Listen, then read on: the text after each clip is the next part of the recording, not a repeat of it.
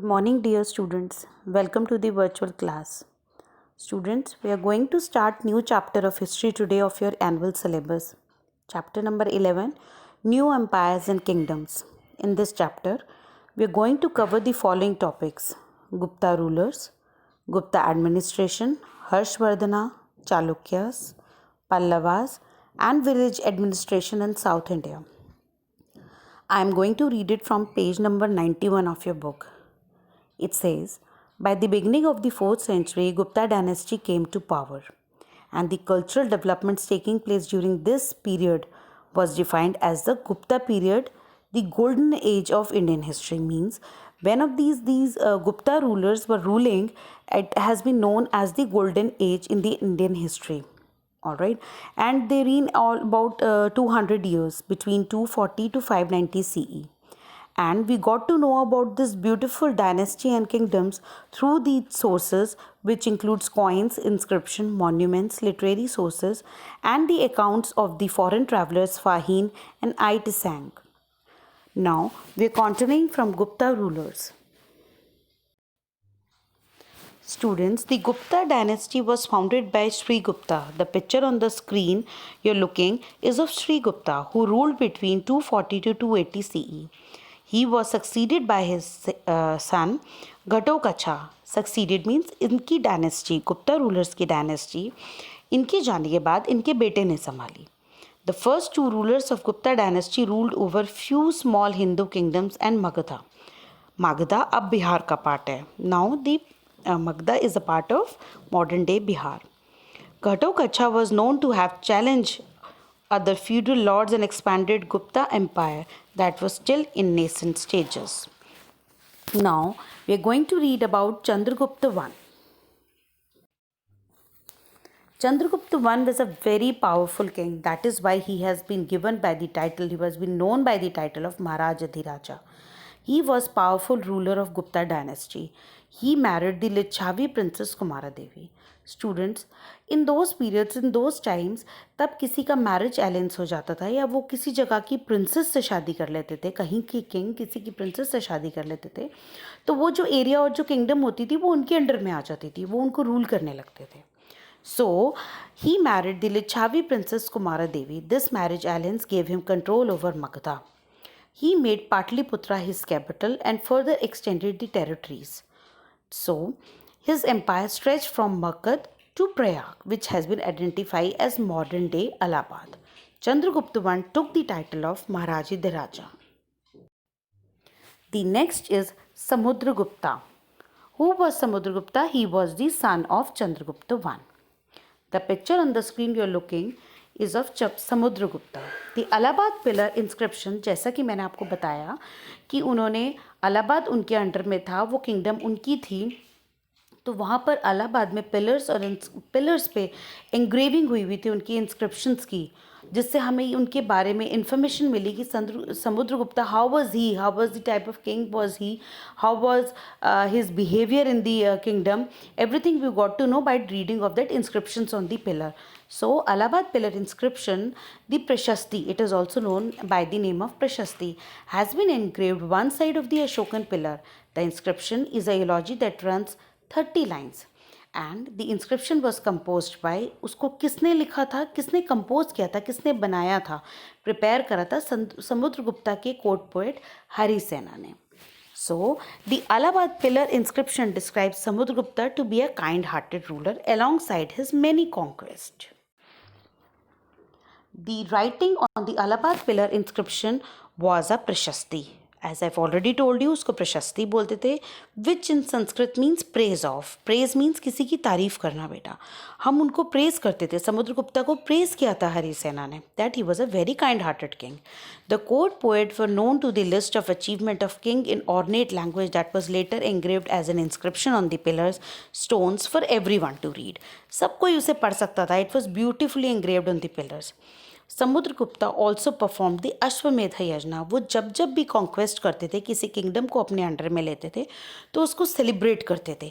वो एक यज्ञ, जैसे आपने यज्ञ देखे होंगे, उसको करके अपने किंगडम में उसको सेलिब्रेट किया करते थे. He was known to be a sharp military leader, but a great pattern of art. He loves to do art and paintings.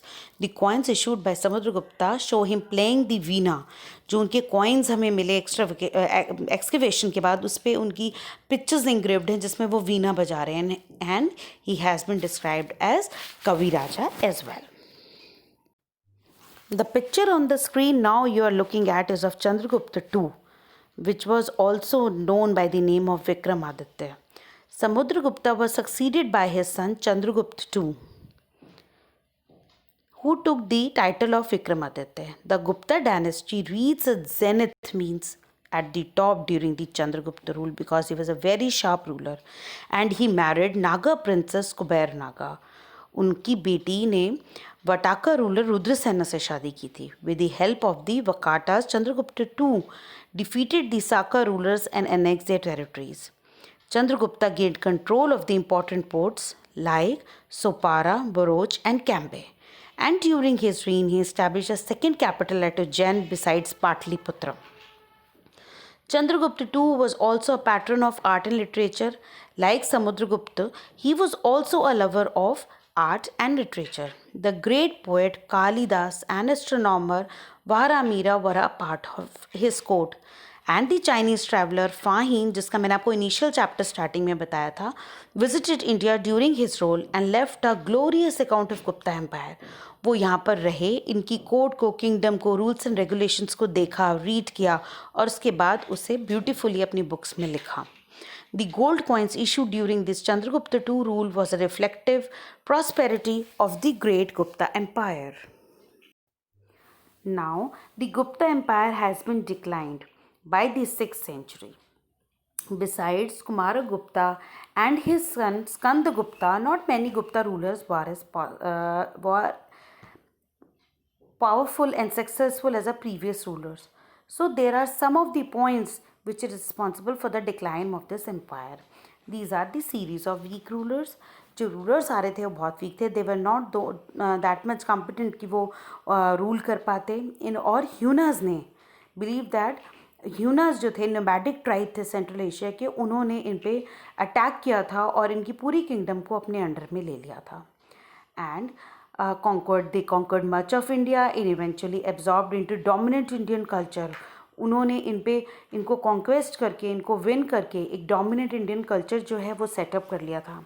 And Gupta empire ended in 550 AD with the death of last king. So when the king of Thaneswar Harshvardhana consolidated the small kingdoms under their control. Alright, now we are going to read about the Gupta administration.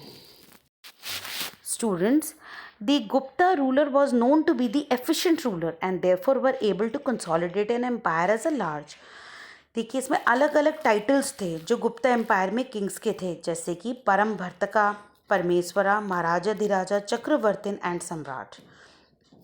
The king had the absolute authority. The king had the absolute authority, assumption of house-sounding titles, divine nature of monarchy, ruler was administration of law, and ruler authority was circumscribed by the various checks. So the king was assisted on, the king जो थे उनके पास supreme authority थी order करने की, पर उनको assist several officials और ministers करते थे. बहुत सारी एडमिनिस्ट्रेटिव पोस्ट जो थी वो हेरिडिटरी थी, मतलब एक फादर हैं वो किंग हैं, वो तब उनकी डेथ हो जाएगी तो उनका बेटा किंग बनेगा और ऐसे ऐसे and it goes on. There is a reference of Samudragupta quote by Harisena being a Mahananda Nayaka, the chief judicial officer of his father. Beside position being made hereditary, one person could hold more than one office. For example, Harisena was also Kumaraditya and Sandivikaraka, Minister of War and Peace. ऐसा नहीं था, a single person was also having two positions at the same time. So the kingdom was divided into bhuktis and provinces. अलग अलग parts में divided थी, जो सब divided थे Ayuktas and Kumarmatyas. Bhuktis were further divided into Vishyas. Districts were governed by the Vishyapatis, Nagrasreshtis and so on. And the village is the district under the control of Gramikas. So the Samantas or the military leaders would provide their troops in time of war. एक position था समंतास का कि अगर कोई war होगी तो उसमें वो असिस्ट करेंगे और वो वॉर में हेल्प करेंगे. In lieu of this help the military leaders were issued land grants. उनको इसके अगेंस्ट में लैंड ग्रांट्स दी जाती थी. All right. Now we are going to study about King Harshvardhana, who came after the Guptas. The sources of Harshvardhana period include the biography Harsha Charitra that was written in Sanskrit and authored by Bana Bhatta. इनके बारे में जो biography लिखी गई है हर्षवर्धना के बारे में वो बाना भट्टा ने लिखी and it is written in Sanskrit, जो उनके कोर्ट पोएट थे. Beside Harsha the accounts of the foreign traveler Huang Tsang, who is known to have visited India during the rule, जो ह्यूंग त्सांग यहाँ पर रहे 8 years तक हर्षवर्धना के कोर्ट में, उन्होंने भी ब्यूटीफुली इनका रीन जो है वो बुक्स में लिख रखा है. These literary sources also the list of the military conquest and cultural achievements. Inscriptions and coins also provide a lot of information. So, Huang Tsang accounts also mention, उनके ही account literary source को पढ़ के ये पता लगता है कि जब हर्षवर्धना की किंगडम थी तब agriculture was the main occupation of the people.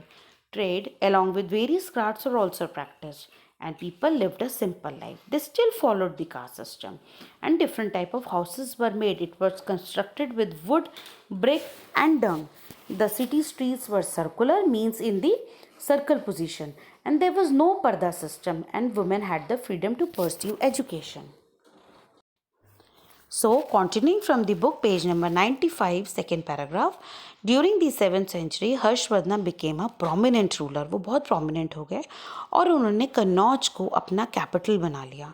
Kannauj was a flourishing city at that time. Trade, agriculture, water sources, everything was there.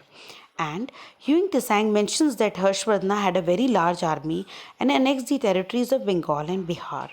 He also conquered, उन्होंने बंगाल और बिहार के साथ इन जगहों पर भी राज किया, Punjab, eastern Rajasthan, entire region of Ganga Valley till Assam. Alright, so learning and education during Harshvardhana period was given much emphasis. वो बहुत emphasis करते थे education के लिए. In fact, he was a writer himself, जिन्होंने 3 plays संस्कृत में लिखे, name Ratnavali, Priyadarshika and नागानंदा. Besides Bana Bhatta, learned scholars lie, ये इनके शिष्य हैं. Subandhu, Dandin were a part of Harshvardhana court.